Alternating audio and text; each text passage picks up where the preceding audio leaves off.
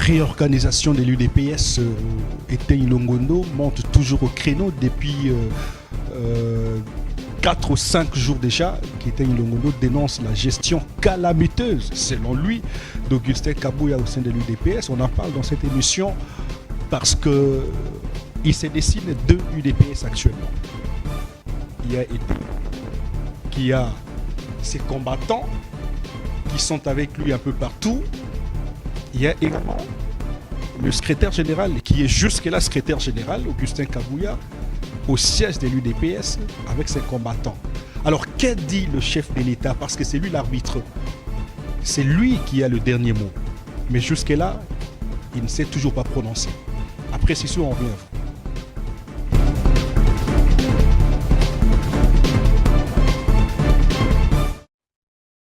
Alors nous recevons sur ce plateau M. Larousse Mouya, il est de la jeunesse UDPS, avec qui on va aborder la question. Bonsoir M. Mouya. Bonsoir M. Désiré, merci pour votre invitation, je vais très bien, merci. L'UDPS va mal, mais vous allez bien? Je vais très bien, puisque mon parti se porte très bien aussi. Non, le parti ne se porte pas bien. Il y a défection au sein de l'UDPS. Comment le parti peut se porter bien alors qu'il y a une guerre intense sur le secrétaire général? Il y en a qui pensent que c'est quelqu'un qui doit laisser le parti, enfin laisser la tête du parti parce qu'il a une gestion jugée calamiteuse, non seulement par Étienne Longondo, mais aussi par son entourage, ceux qui mangent, qui boivent avec Kabouya. Alors il y a déjà plusieurs questions dans votre question, je vais commencer par repréciser les choses. Les partis se portent extrêmement bien. Et en parlant de défection, je n'ai pas noté. Il y a plutôt des agitations. Donc voilà. Et non, il n'y a pas de malaise au sein du parti. Tout va très bien. Certaines personnes ont exprimé de mécontentement. C'est normal dans une entité comme une structure politique où chacun a ses ambitions. Effectivement, mais les ambitions, on ne peut pas le laisser s'exprimer de manière anarchique. C'est comme ça qu'il a été mis en place de normes, de formes statutaires, des règlements d'ordre intérieur pour régir le fonctionnement d'un parti. Donc voilà, et l'UDPS, par rapport à ses statuts, par rapport à ce qui avait été mis en place par les organes structurels du parti, c'est le secrétaire général Augustin Kabouya qui tient les leads. Donc cette question n'est contestée par personne. L'expression des ambitions, c'est normal, mais l'expression... Est-ce que c'est une question des ambitions, c'est une question de réorganisation du parti? Parce que le parti est très mal géré par Augustin Kabouya. Alors, ça... Le vente de poste par Augustin Kabouya... Ça, c'est l'argument que présentent les agitateurs. Encore une fois, de tous ceux qui contestent la gestion du secrétaire général Augustin Kabouya, je n'ai entendu à aucun moment, aucun d'eux, dire qu'il aurait violé telle disposition statutaire. Justement, à aucun moment. Cette lettre exprime des choses genre, il a parlé comme ci, comme ça, contre les Katangais, contre le Balouba, contre le Cécile et cela. Il n'y a aucune disposition statutaire de l'UDPS qui aurait été violée selon cette personne-là. Alors, revenons sur un parti qui serait mal organisé, mal géré. L'UDPS a remporté le scrutin qui vient de se dérouler récemment à tous les niveaux. Oui. Dans chaque entité, structure ou institution de la République, l'UDPS se retrouve en tête. Vous donnez à Kabouya cette victoire? Absolument. Parce que pourquoi on veut mettre sur lui ce qui ne va pas dans le parti et ce qui va bien, ne pas lui reconnaître le mérite? C'est collégial, il n'est pas le seul à travailler. Okay. Il y a comme des sections, il y a des structures au sein du parti qui ont travaillé efficacement pour que le chef de l'État... Donc, puisque vous reconnaissez qu'il y a des structures qui fonctionnent, ces structures sont chapeautées par qui? N'est-ce pas par le secrétaire général? Et qui, en même temps, n'est pas que secrétaire général, assume l'intérim du président du parti, empêchant en ce moment la présidence de la République. Nous avons remporté l'élection de la présidence. Nous sommes aujourd'hui à la tête du gouvernement. Nous avons la majorité dans les 2 chambres du Parlement. Nous avons des postes de gouvernorat de province de premier ordre. Est-ce qu'on peut vraiment faire croire à quelqu'un de sensé, de logique, qu'une personne qui est parvenue à donner un tel score à son parti politique, que cette personne-là ne sait pas gérer cette entité? Bon, monsieur Larousse, c'est irrationnel. Vous pensez que tout ce qu'on reproche à Augustin Kabouya est faux? Tout? Moi, je vais dire, Augustin Kabouya n'a jamais dit qu'il était un saint. Il n'a jamais dit qu'il était un saint. Mais qu'on l'aime ou qu'on ne l'aime pas, on doit le juger par rapport à ce qu'il avait été donné comme mission. Il a fait... Il n'est pas question d'amour, il est question de la gestion. Voilà, il est question de la gestion. Oui. Ce qu'on lui reproche, c'est des histoires qu'on a inventées de toutes pièces. Je vais vous dire, M. Eteni Longondo découvre, comme par hasard, que l'UDPS est mal géré, juste au moment où il n'est pas reconduit dans le nouveau gouvernement, dans le gouvernement Soumina. Il dit qu'il l'a fait bien avant, hein, avant ça. Il a contacté Augustin Kabouya plusieurs fois, mais celui-ci n'avait jamais voulu le recevoir. Pendant qu'il gérait le ministère de la Santé. Justement, avant le ministère. Après le ministère. Voilà. Donc, vous verrez que ce monsieur-là a un problème de logique. Parce que nous, on n'a pas suivi. Je fais quand même partie de ceux jeunes qui sont dans l'entourage du secrétaire général. Et ça, on n'a pas entendu. On est quand même assez avertis sur ces questions-là qui concernent les partis et qui concernent la patrie. On n'a pas entendu. Quand monsieur était occupé à gérer mal, je vais dire sans le juger, l'argent du fonds Covid, ça, il n'en parlait pas. Parce qu'il n'a pas été reconduit dans le gouvernement, c'est là maintenant qu'il en parle. Donc voilà, c'est la tête des Kabouya qui veut. Non, l'honorable Augustin Kabouya gère ses partis avec cœur et avec tête. Il est à 100% occupé à la gestion du parti. Après, on veut tout lui reprocher. J'ai entendu, par exemple, sur les réseaux sociaux, il y a quelqu'un qui me dit oui, Apessi Batoumi Salaté, pourquoi il n'a pas fait en sorte que, par exemple, qu'on encadre de combattants, on les forme. Il y a des secrétaires nationaux qui sont chômeurs jusqu'aujourd'hui. 5 ans après, c'est pas normal. C'est quel genre de gestion, ça? On va y parvenir. Quelqu'un me parle de cette question. Je lui rétorque, mais vous êtes en retard. Puisqu'il y a une convention entre l'UDPS et l'UNPP, ça, vous ne savez pas. Quelqu'un d'autre me pose la question, dit, mais pourquoi il n'a pas fait en sorte que non, les jeunes les combattants se retrouvent dans l'armée? Je dis encore, là, vous êtes en retard. Puisqu'il avait fait une sorte de tournée nationale où il a appelé, non seulement la jeunesse du parti, mais la jeunesse congolaise, à rejoindre le rang de l'armée. Et ça a été fait. Sont toutes femmes vantées là-dessus. L'UDPS est parmi, en tout cas, le seul parti où la plupart de ces jeunes se sont retrouvés dans l'armée aujourd'hui. Et d'autres sont au front en ce moment ici. Donc il faut le reconnaître. Aujourd'hui, et ça, c'est aussi ce que je trouve désolant. Ceux qui se retrouvent, ceux qui ont de postes, parce qu'on ne va pas dire que non, au gouvernement, dans les entités de l'État, qu'il n'y a pas les gens de l'UDPS qui travaillent. Ceux qui ont de postes ne parlent pas. C'est beaucoup plus la famille de Kabouya, beaucoup plus les proches de Kabouya, beaucoup plus ceux qui sont, enfin les nouveaux venus, comme on les appelle au parti. Hein. Alors, ce sont ceux-là qui se retrouvent aujourd'hui dans les postes et consorts. Là encore, je vais prendre une évidence. Nous venons de traverser cette période électorale.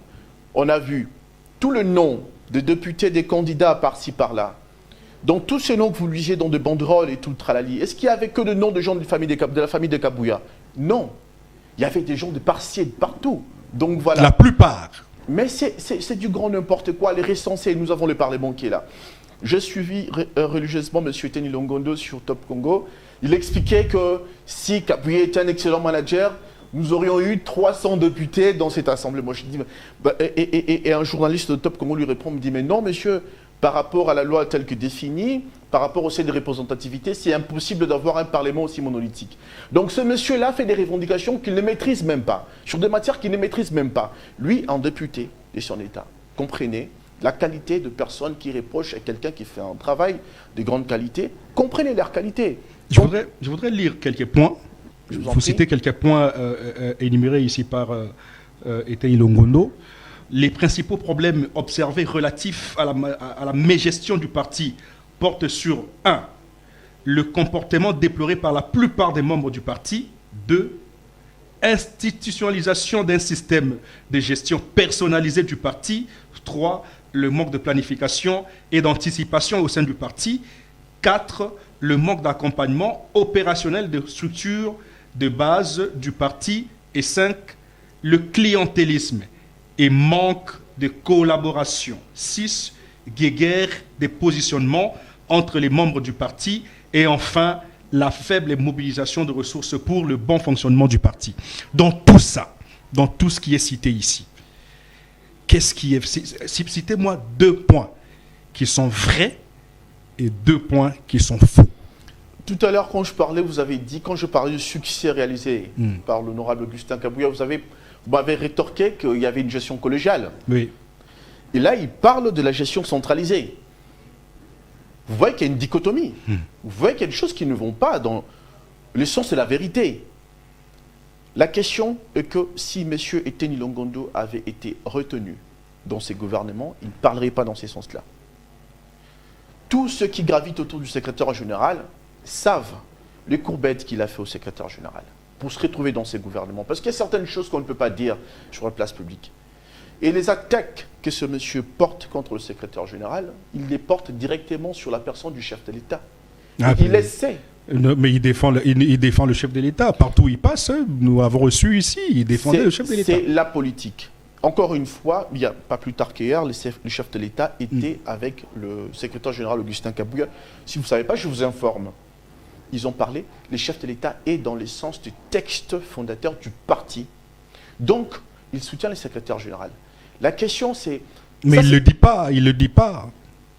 En tout cas, il doit le dire explicitement, parce que ça barde au sein du parti. Et c'est lui qui doit calmer le parti. Et il y a un journaliste, en tout cas, qui n'est pas de notre mouvance, qui est Yves Mbouya, je crois, qui a tuté là-dessus. Donc, vous ne direz pas que c'est quelqu'un qui est de notre mouvance. Il peut être financé. Hein.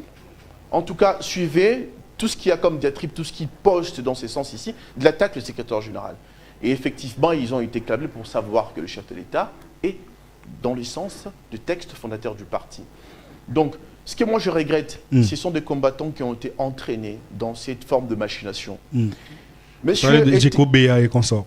Oui, le camarade Djeko Béa, tous les autres, et Mani Dioko et tout le travail. Djeko Béa a toujours reproché Augustin Kabouya depuis toujours, hein, c'est pas aujourd'hui. C'est pas aujourd'hui. Mais je sais que vous avez suivi la vidéo où le chef de l'État disait à Djeko Béa de respecter la hiérarchie du parti. Tout à fait, tout à fait. Voilà. On aura toujours des vandales comme ça, de gens pour qui l'ordre ne conviendrait pas, des anarchistes. Mais, Monsieur Désiré, une société marche par rapport au texte. Vous, par rapport à cette entité, qui est cette chaîne qui nous reçoit, merci, il y a une sorte de contrat qui vous lie. Quelqu'un ne peut pas venir du jour au lendemain dire « Bon, la couleur de la veste de M. Désiré ne me plaît pas, il doit partir. » Non. Mais qu'est-ce qui a fait des répréhensibles par rapport au texte qui régit vos relations? C'est par rapport à ça qu'on doit parler. Vous êtes un homme. On peut vous aimer ou ne pas vous aimer. On peut être votre ami ou votre adversaire. Mais la question est qu'il faut être sur le texte.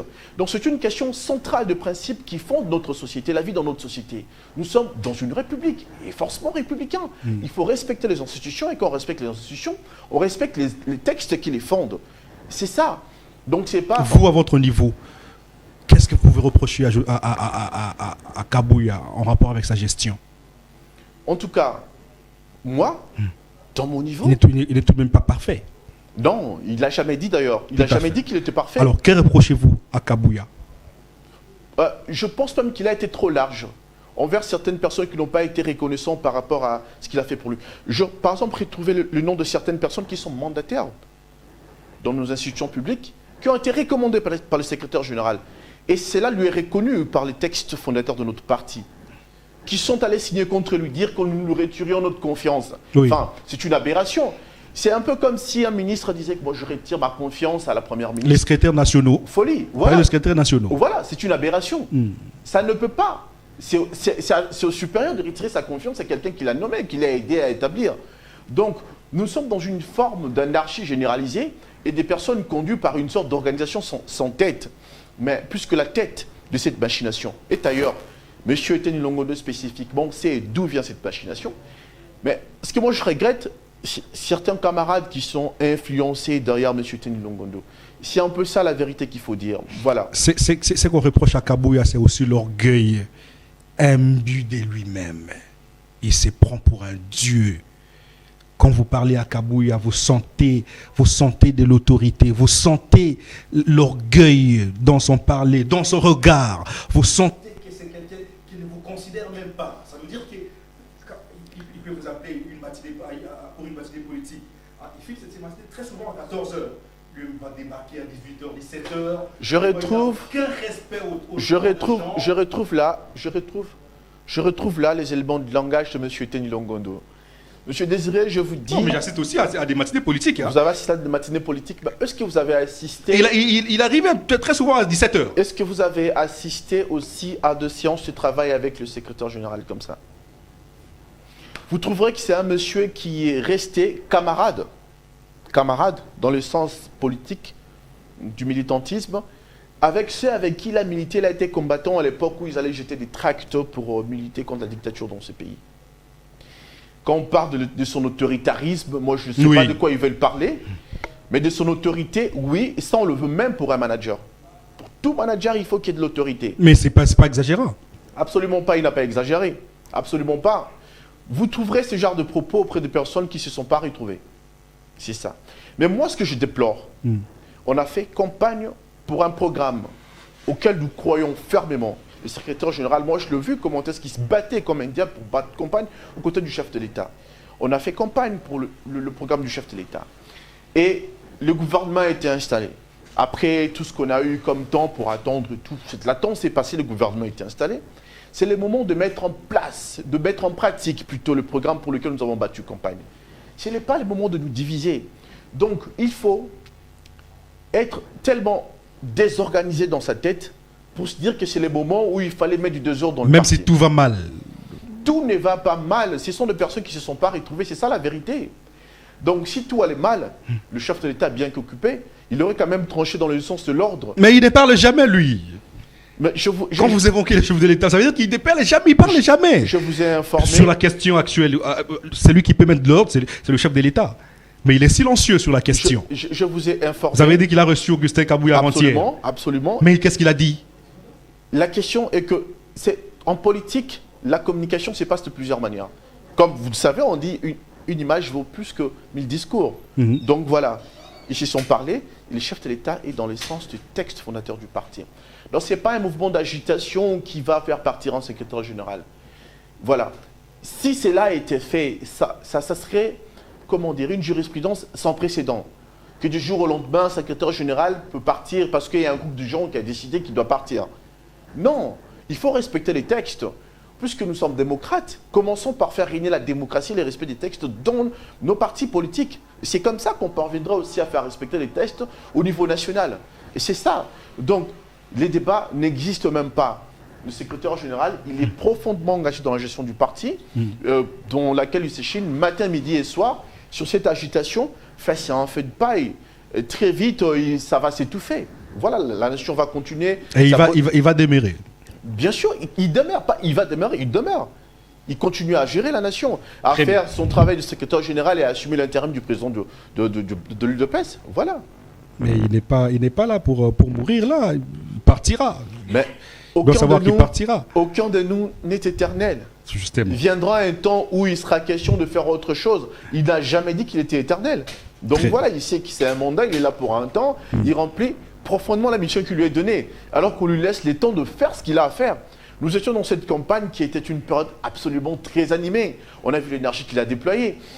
Il a été avec les chefs de l'État partout où il devait partir, parce qu'au sein de l'Union Sacrée, il y a un présidium, comme vous le savez, et chaque président du présidium avait une zone territoriale délimitée, où il devait accompagner les chefs de l'État.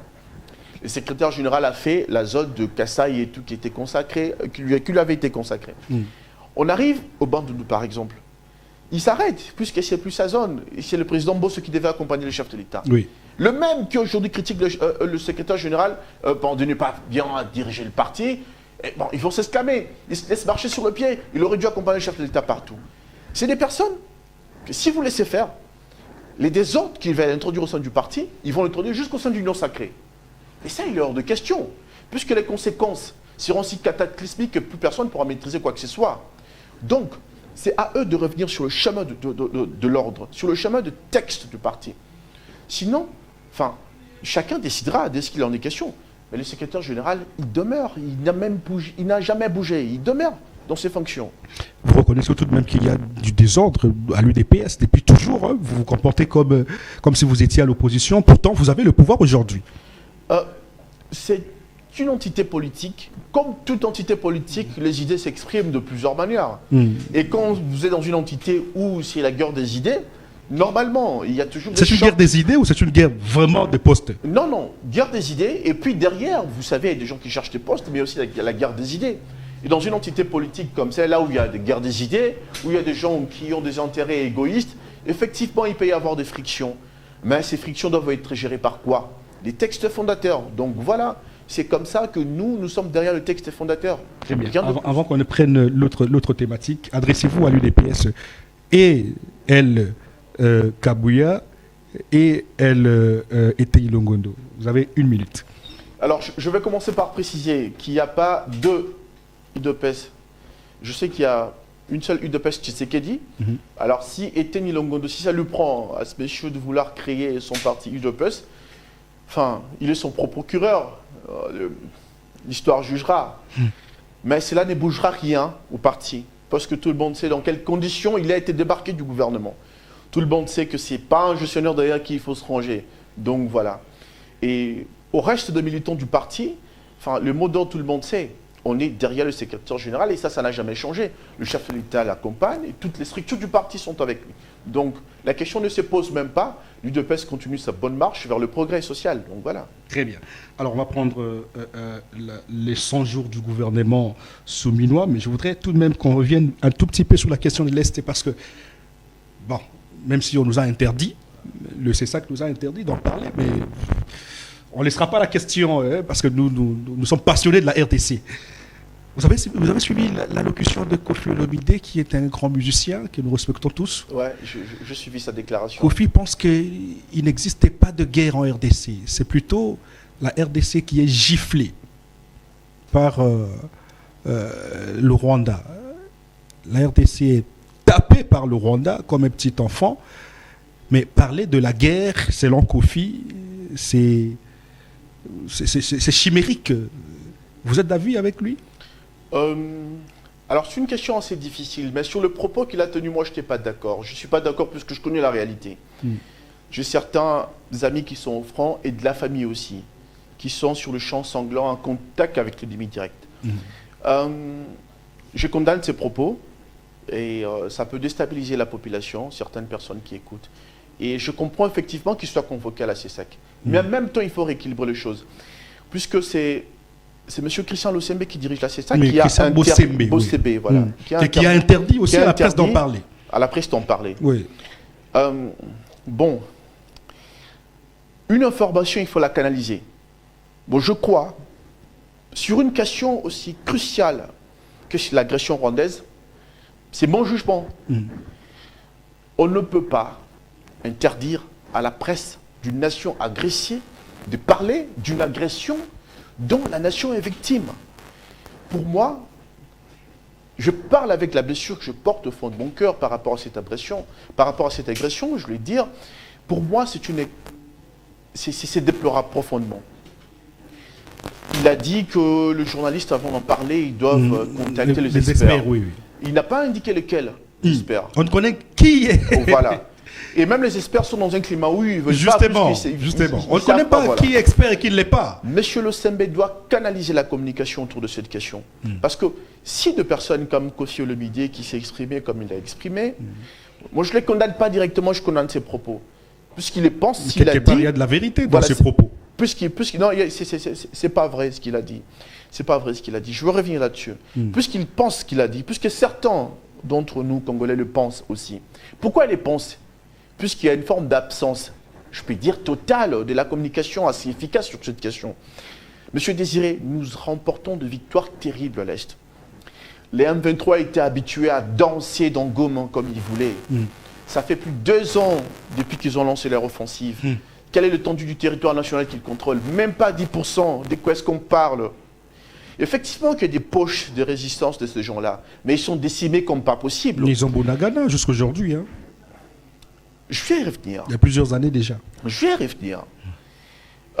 Mais ce que certains ne comprennent pas, il y a le rapport de l'ONU qui vient de sortir, on a cité l'Ouganda, mais moi je peux le dire, je l'ai dit puisque je le sais, les FARDC ne combattent pas que contre le Rwanda, contre l'Ouganda.